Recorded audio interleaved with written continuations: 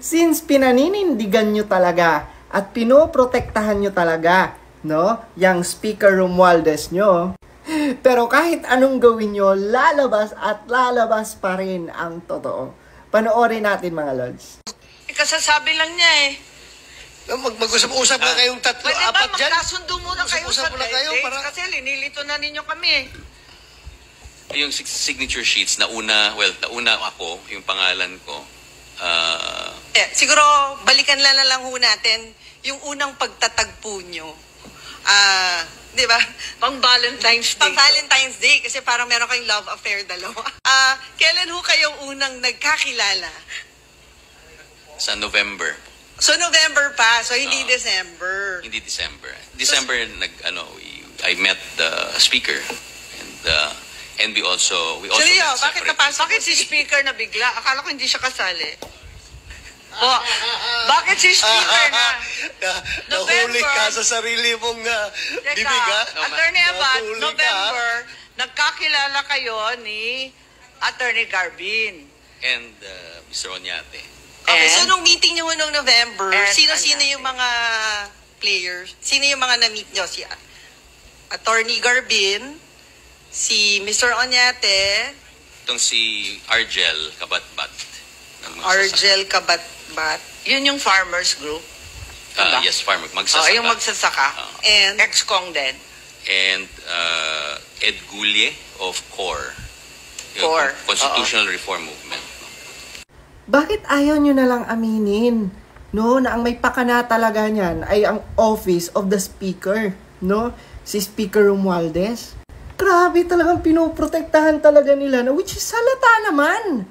'Di ba? Halata naman sa mga nangyayari ngayon, 'di ba? Sino ba ang may ganang mangmumudmud ng ayuda at pera? 'Di ba si Speaker lang naman? 'Di ba? Sino pa ba? Nakakatawa lang talaga mga Lods kasi ayaw talaga nilang aminin. Pinipilit nilang gawing anghel. Pinipilit nilang, 'di ba, protektahan talaga si Speaker Romualdez. Pero kitang-kita na even sa mga bibig nila, 'di ba?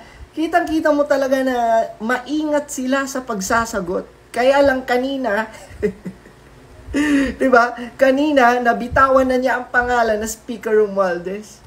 Alam nyo, kung wala naman palang masama dyan sa People's Initiative, di ba? Kung maganda naman pala ang hangarin nyo dyan sa charter change. Una, bakit nyo pa kailangan magbayad? Di ba? Bakit nyo pa kailangan manuhol? Bakit nyo pa kailangan mamigay ng ayuda? Di ba? Para naman pala yan sa kapakanan ng mga Pilipino. Bakit ginagawa nyong mukhang pera ang mga Pilipino at mukhang ayuda? And ngayon, di ba, nahuli na, no? Nahuli na kayo diyan sa People's Initiative nyo na nagpapabayad kayo, nang mumudmud kayo ng pera para sa pirma.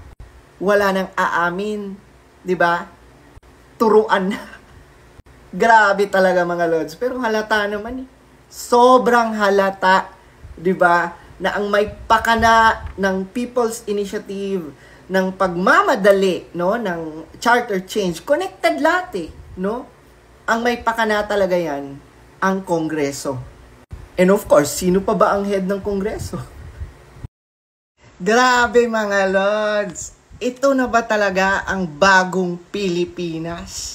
Grabe, pakinggan, panoorin natin itong video na to. Grabe, talagang dito mo makikita mga Lods, no, na ginagamit talaga nila ang pera. Ang pera ng taong bayan para, 'di ba, magpabango, magpapogi. Grabe talaga, panoorin natin. Parang baliktad naman yata yung buhay natin. Ngayon mag-iimbento ng dahilan, magdi-design ng project, pupunteriya yung mga beneficiary. Pero in the meantime, linagyan muna ng bilyon-bilyon. Yan na ba talaga ang patakaran ng DSWD? Gusto ko lang humirit. Nagulat din ako sa AKAP at mas lalo akong nagulat sa halaga. 26.7 billion. Isang programa na ngayon ko lang natuklasan at ngayon lang narinig. Pero may bilin dito sa text, all soft projects including AKAP must go through the Office of the Speaker. AKAP, AIX, TUPAD, MAIP for the PI and other efforts. Yes, Senator J.B. Ako rin please. medyo naging curious sa AKAP, ngayon ko lang narinig eh. No? Siguro can ask DSWD, what's this program about? Is it just between the House and, kasi wala ko kami sa Senate na alam niyan eh. So is it with DSWD and the House of Representatives, yung program? Thank you, Madam Chair. Madam Chair, AKAP is just as foreign to us, technically, as Senator Bato, as it is provided Yes, in Yusek line Dimapuro, item. I understand that it's under the DSWD budget. If you recall, in the Senate, I handle the DSWD budget, but like the COMELEC's mysterious addition of 12 billion, this 26.7 billion in the budget of the DSWD is alien to me. Yes. Madam Chair, if this WD declares that is foreign to them, sabi ito, baliktad na pa ang budgeting process natin. Ang Congress na mag-decide kung anong implement ninyo. Hindi pala kayo nag-request sa Congress na project na pupunduhan, program na pupunduhan. Baliktad, eh. Madam Chair, it's not an exclusive project or program for Congress. It will be regular program, but it is technically foreign in the sense that it has no guidelines yet. Yes, Yusek So it does not Dimapuro, did you exist request as a for this program. project? Was it in the NAP? It was not. No. There we go. Yes. Do we allot sums of money, enormous sums of money such as this, almost 27 billion, for a project or a program that is undefined, unnamed, unfamiliar, with no guidelines whatsoever, with no target beneficiaries, and is just left open? Is this the usual practice in the DSWD? Not necessarily a usual practice Not in the necessarily. So sometimes DSWD has these magical projects that no one has ever heard of before. We don't create magical projects, Madam Chair. These are But part when of is the it GAA. necessary? You said not necessarily. So there are times when it is necessary to invent projects? There are times when there are necessary projects to Yes, you have QRF and you have all kinds of emergency Yes. assistance. I'm very familiar. Why do you have to invent AKAP? AKAP is not invented. I But you believe just said that guidelines and the purposes had not been established. yes, guidelines have to go through proper policy procedures. So Pero it's not linagyan na ng invented pera, out of the walang air. nakakaintindi kung paano gagawin, kung kanino ibibigay. Walang kaplano-plano pero may pera na. Madam Chair, there are programs that are provided by the GAA for NGAs. Ikat lang natin mga lods ha. Grabe no. Ang dami naman palang pera ng Pilipinas. Grabe. Inimagine niyo mga lods, itong ikinapagtataka ko. Bakit nangingialam at bakit palaging andyan yung pangalan ni Speaker Romualdez kahit saan ka magpunta, kahit sa DSWD. Diba? Parang bakit andyan yan siya? Palaging nakadikit. No, sa iba't ibang ahensya ng gobyerno. Ewan ko talaga. Ano ba talaga ang role no ni Speaker Romualdez sa lahat? Diba? House Speaker lang siya. Bakit? Pati doon sa DSWD, andun ang pangalan niya. Gets ko na mga lods eh. Gets ko na. Nakikipag-tie up, di ba? Pero, ang gagamitin na pangalan, Speaker Romualdez. Mamimigay ng pera, Speaker Romualdez. Mamimigay ng ayuda, andun ang pangalan, Speaker Romualdez.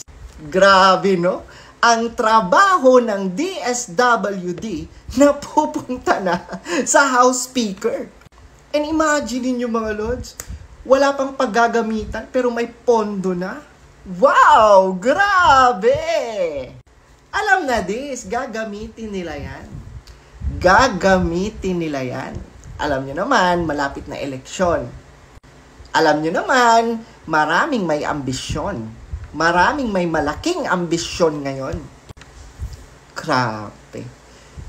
Grabe. Ngayon lang ako nakakita ng speaker, ng House Speaker, na paki-alamero.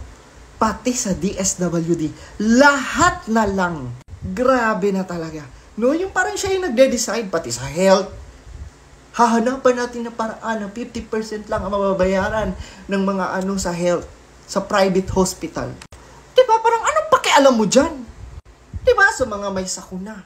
Dapat DSWD yan eh. Pero wala na. Yung tingog party list na si Romualdez na parang ang gulo-gulo ngayon mga Lods. Sobrang gulong-gulo ngayon. Kasi, bakit ang daming nakikipagkompetensya sa DSWD? Tapos, di ba, naaalibadbaran ako sa pagmumukha ng speaker, pati, no, doon sa mga pinapamigay na ayuda, andun ang pangalan niya.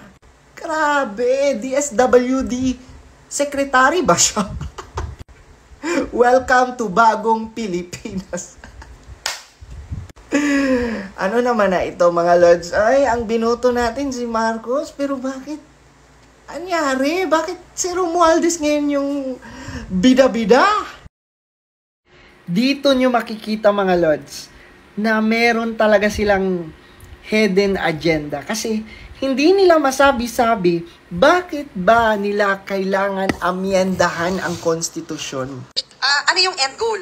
Ano yung provisions na gusto nyong palitan sa Constitution? Or totally gusto nyo na palitan yung Constitution? That will be decided by the Constituent Assembly. I mean, parang pinapaubayan nyo na dun sa Constitution. Yeah, well, me personally, yes. Why? I believe that congressmen and senators are bright people. So yung grupo nyo, hindi alam kung ano yung papalitan sa Constitution. Kung ano yung details na papalitan dun sa Constitution. Yeah, because Basta ang importante lang analysis, it will be the Constituent Assembly that will decide everything. ma-diminish yung power of the Senate. Ano talaga yung end goal nyo? Anong papalitan nyo? Was it, term limits ba was part of that? Well, I don't have a specific or structure already in mind. Of course, definitely, economic provisions have to be dealt with. Bakit hindi na lang yun yung nilagay nyo dun sa initiative nyo? Kung economic provisions talaga. Kung yun yung, kumbaga, goal yung palitan. Ba't hindi na lang diniretso sa economic provisions, di ba? Madam Chair, Senator Binay, if I may just add, in our TV advertisement, nakalagay ho doon yung mga areas of concern. Yun po yung poverty, yun po yung education, foreign investments. But your ad does not have any connection with the question. I'm sorry, walang kakonect. Yes po, you are correct. Because kung hindi mabuksan yung pintuan, useless po lahat yung ipupush namin pero na you created the impression na yun yung papalitan. Yun yung PI nyo. When it's not. It's not wala dito nakasulat about education. Technically, pag natuloy ito, pwede na tayong parliamentary system of government, di ba? Anything can happen. Madam Tama? Chair, any campaign, ang unang-unang move is to catch public attention. Yun ho yung purpose. And with all humility, your campaign, wait, I'm sorry, yung kampanya nyo should educate the people about your initiative. Yes po. Yun ho yung second stage namin. Meron ho kami, inabutan na lang ho nito lahat. Sana gumawa kayo ng ad na sinasabi talaga na ito yung, meron ho kami nakasunod. Marami po sunod-sunod dapat po yun na, Madam Senator. In fact, Mr. Oñate, ang kanyang focus... Yeah, pero sinasabi nga ni Atty. Oñate, pahala na yung Constitutional Assembly kung ano yung papalitan dun sa Constitution. Very clear. Yung laman ng inyong ad is puro mga etsapuera, ganun-ganun. Pero ang laman ng inyong PI, Section 17, Article 1, Section 1, Article 17, yun ang laman. So, ganun pala kayo ka-deceptive ng mga tao. You deceive the public. At suportahan ninyo ang PI para ganito, ganun. Tapos, ang laman ng pinapapirma ninyo, i-diminish ang power ng Senado. How deceptive can you be with this kind of approach? We understand. Grabe mga Lods, no? Obserbahan nyo paano nila nilalaro, no? Ang utak ng mga tao. Diba? People's Initiative ko, no? Pero iba pala. No? Iba pala talaga ang intention nila. At iba pala talaga ang gusto nilang baguhin. At hindi malayo mga Lods. One of that is yung term limit. Kasi imaginein mo malapit na eleksyon. Nagmamadali sila. Sobrang nagmamadali sila diyan sa charter change. Ewan ko bakit sila nagmamadali. Kaya maipagtutugma-tugma mo lahat. Bakit nila gustong madaliin yan? Kasi malapit na eleksyon eh. And feeling ko mga Lods, isa sa gusto nilang mangyari yung term limit. Yung taasan yung termino ng mga kongresista, di ba? Ng mga politiko. Grabe kagahaman, no? Grabe. Kumbaga, they will do everything, 'di ba? Para 'di ba? Kumbaga para malukluk at hindi sila matanggal sa pwesto. Grabe, 'di ba? So, Buti na lang at hinalungkat ng mga senador, no? Ang People's Initiative na nangyari at saka yung charter change na yan. Kasi grabe ni minamanipula talaga tayo ng mga kongresista, no? Kung ano-ano ng mga pinagagagawa nila. Ayun na pala. Diba? Magising na lang tayo one day. Wala, nag-extend na pala yung term nila. Good news mga Lods, basahin natin. Lahat po ng signature sheets na yan at this point ay walang kwenta. Tiniyak ni COMELEC Chairman George Erwin Garcia sa publiko na lahat ng signature sheets at mga perma kaugnay ng People's Initiative ay walang bisa. Kasunod ito ng paghimok ni Senator Bato de la Rosa sa ahensya na aksyonan at agad magbaba ng guidelines na mapawalang bisa ang mga perma ng ilan na sa gustong i-withdraw ang kanilang mga lagda. It's good news but somehow mga Lods, nakakadismaya. Diba? Kasi sayang yung mga pinangmudmud nila ng pera. And imagine niyo yung cha-cha ads nila, diba? Yung advertisement na ginastusan pa nila ng 55 million. Wala lang. Nawala na, 'di ba? Sobrang sayang. Imagine this mga Lods, no? Sa administrasyon na 'to, sobrang grabe magwaldas ng pera. Grabe talaga. No? Nasasayangan lang ako mga Lods kasi yung milyon-milyon, 'di ba, na pre-provide nila para diyan sa People's Initiative. 'Di ba? Sana nilagay na lang sa mga benefits ng mga empleyado, 'di ba?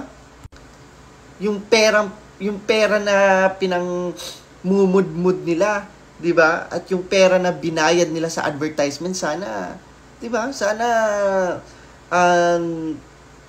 pinataas na lang nila yung sweldo at benepisyo ng mga teachers, 'di ba? Ng mga empleyado, no? Sobrang sayang talaga mga Lods. Kaya grabe, no? Kaya sa totoo lang, nagigets ko na bakit hindi nila maamin-amin sino talaga ang mastermind yung charter change or People's Initiative na yan eh. Kasi alam nila from the start na mali talaga. Diba? Alam nila na from the start, kukutyain talaga sila ng mga Pilipino, no, sa pinaggagawa nilang pangmumudmud para sa perma. And shout out sa lahat ng mga pinagtatanggol pa rin, 'di ba, si Romualdez, no? And shout out sa mga pabor pa rin diyan, 'di ba? Hindi nyo ba nakikita gaano kamali ang kanilang ginawa? Pero actually mga Lods, 'di ba, yung mga nangbabash sa akin about bakit ko daw parang ginigisa or binabatikos siyang People's Initiative. Ngayon parang sana sila parang wala na. 'Di ba? Siguro na imasmasan, 'di ba? Kasi maling-mali talaga yung pinaggagawa ng mga kongresista. Thank you for your very important remarks. Pwede ko ba sumahin kaming tatlo? Sige sir, go ahead sir. Follow the president. Yun po talaga ang suma total nitong usapin sa ngayon. The House will follow the president. Period. So let there be no other ambiguity about it. Of the direction of the House, what the House will do. We will follow the president in his latest speech at the MOPC.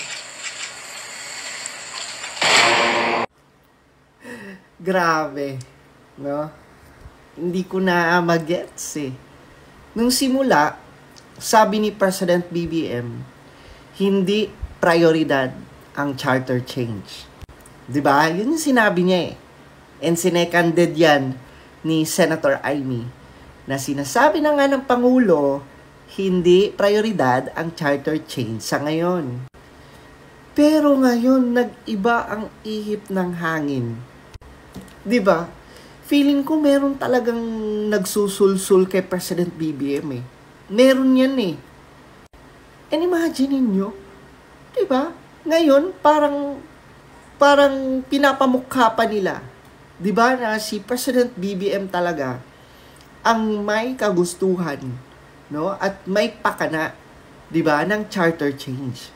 Hindi na natin alam, mga Lods, no, kung saan ba talaga nanggaling yan, no, pero I'm pretty sure from the start alam niyan ni President BBM. Siguro nakita niya siguro yung backlash at saka pambabatikos, no, na nare-receive ngayon dahil dyan sa People's Initiative. Kaya siguro medyo hindi masyadong revealed, hindi masyadong showy, no, ang ating presidente na sumusuporta siya sa charter change. Follow the president or kayo ang sinusunod ng presidente? Kasi 'di ba, simula hindi naman yan yung priority, tas biglang naging priority. So may nagsusulsul talaga kay president. So mali yung sinasabi nyo na follow the president. Kasi ang nangyayari ngayon, the president follows you. Ganon yung nangyayari ngayon. 'Di ba? Sa sulsul nyo, no, nasisira ang presidente. Grabe. So ngayon, since sinasabi nyo na parang si President BBM ang naglilider-lideran dyan sa charter change na yan, parang nyo na rin sinabi na alam ni Presidente at siya ang may pakana ng People's Initiative, ng bayaran, ng grabe. Grabe talaga. Kaya masisira at masisira talaga ang pangalan ni President BBM dahil sa mga pinaggagawa niyong mga hinayupak kayo. Diba?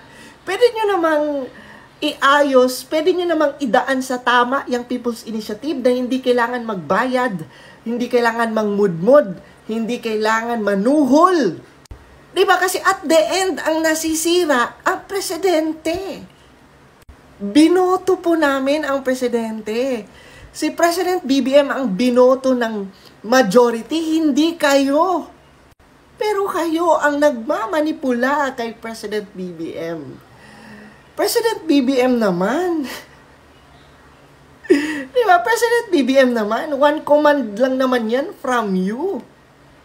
Diba? Anong pinagkagagawa ng mga kongresista? Sinisira niya po ang pangalan nyo. Diba?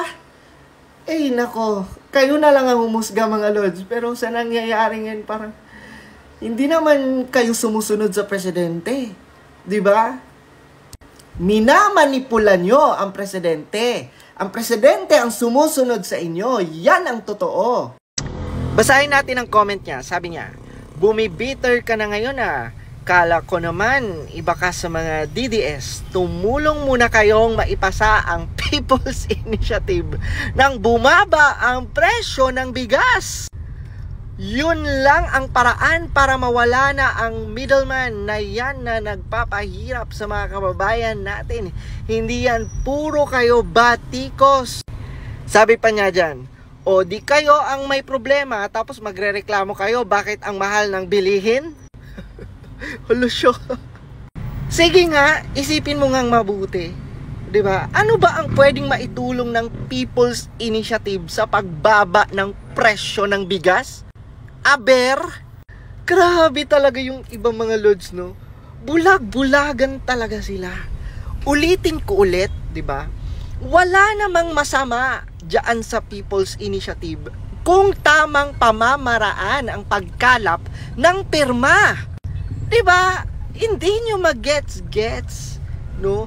Bakit disagree ang mga Pilipino diyan sa People's Initiative? Kasi nga may sulan na nangyayari, 'di ba? May pangmumudmod at bayaran ng pera ang nangyayari kapalit ang pirma. Ang hina ng kokote. Sobra, ang tagal ba nun maintindihan? Bakit ang bobobo nyo? E di kung yan pala ang plano nyo diyan sa People's Initiative, i-educate nyo ng maayos ang mga tao. Diba? Huwag nyong pagmukhaing pera. Diba? Bakit nyo kailangan mangmudmud ng pera? Bakit nyo kailangan na madaliin yung People's Initiative?